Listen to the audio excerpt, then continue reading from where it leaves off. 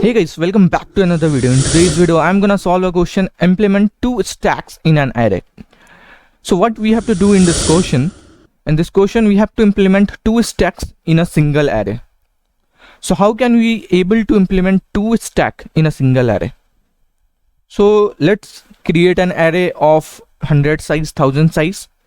And if we want to implement two stack over here, then we have to implement the stacks from both sides of the array. Let us suppose first stack we are implementing from left side and the second stack we are implementing from right side. So how we are going to solve this question? Let's see an example. Let's suppose we have two stack, stack 1 and stack 2. So in stack 1 we have to push 2, means from left side we have to push 2. From left side we have to push 3. Now top becomes 3. And in stack 2 we have to push 4, means from right side we have to push 4. And then pop 1, that means from left side we have to pop 2, means from right side we have to pop, and pop 2 again means from right side we have to pop. So if there are two elements from left side, let's suppose 2 and then 3, then if we are popping one time, then it going to give 3. So our output is 3. Again for pop 2, it means from right side we are going to pop. In right side only one element are there, which is 4. So 4 is popped out. And again we are popping 2, means from right side we want to pop. So we know that stack become empty, right stack become empty. So it returns -1. So these are our approach here. So let's write the code. At first I am going to store the element on left side for the stack 1. So how can I able to store? So in ARR, why I am writing ARR? Because the name of the array is ARR and the size of the array is 100. So in ARR, what we have to do is we have to first increment the top value. What is the top value for push 1? It is top 1. And then we have to store X over here. So what I have done in this is, let's suppose our stack is empty. The value of top is -1, here given is. So if we are incrementing top, then value becomes 0 and we are storing the element in the position 0, which is ARR of 0.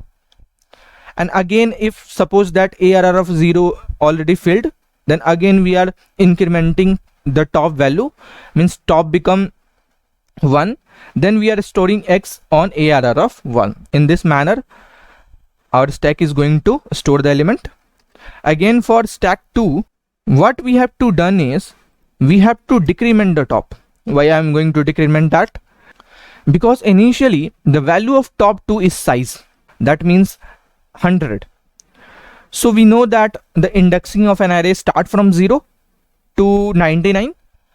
So ARR of 100, there is no any position exist in that array.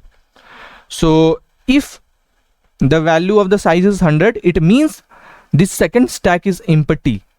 So for storing the element, we have to decrement the size from right. So if we decrement the size, then size become 99. That means top become 99. And we are going to store the value of X into the ARR of 99. So that's our approach over here. Again, if the element comes, again top become 98, and again we are going to store element in the 98th position. Let's write popping approach over here. So for stack 1, if top 1 is equal to -1, that means if our stack is empty, then we have to return -1. Otherwise we have to do these operations. What are the operation? We have to return, what I'm going to return is, I'm going to return the value of top, then I'm going to decrement the top. So basically what I done here, initially if our stack is not empty, then it goes to else and it returns the topmost value. And if it returns the topmost value, then automatically we have to decrement it also. Because let's suppose the value of top is 4 and the element at the top is 23. So if we delete the element 23, so automatically top becomes 3. So this is for popping. So this is for stack 1, and for stack 2 what we have to do is we have to check the value of top 2. So if the value of top 2 is equal to size, that means there are no any element exist in the stack 2. So if there are no element, we have to return -1, and if there are element, so what we have to do is we have to return the top value and increment the value. Means if the top is 98 and we already deleted the element of the 98 position, then we have to increment the top, we have to change the top value to 99. So these are the approach over here, and basically it is top 2 and it is top 1. So is this code going to run? No, this code is not going to run because 2 SQs is given here. SQ is basically for stack. This is pointing to the stack. So for every stack there is a top, there is size, all the parameters are already defined in the toStack class. So for accessing this, we have to call the top, we have to call the size. So how can we able to call? We have to write sq.top. Here we have to write sq.top. Here again we have to write sq.top. Here again we have to write sq.size. Here again we have to type sq.top. Again here we have to write sq.array, and here we have to write sq.top. Here again we have to write sq.array. Here again we have to write sq.top. So I think this code is going to run. Let's compile and run.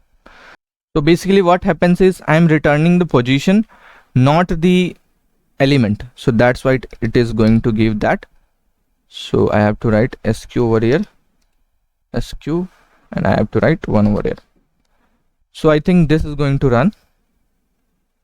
So yeah, I'm getting same output as given in the output 3 4 -1 3 4 -1. So if this video is really helpful for you, please like and share this video, and also subscribe to my channel if you are new to my channel. So yeah, I'm wrapping this video here, and we will meet next time.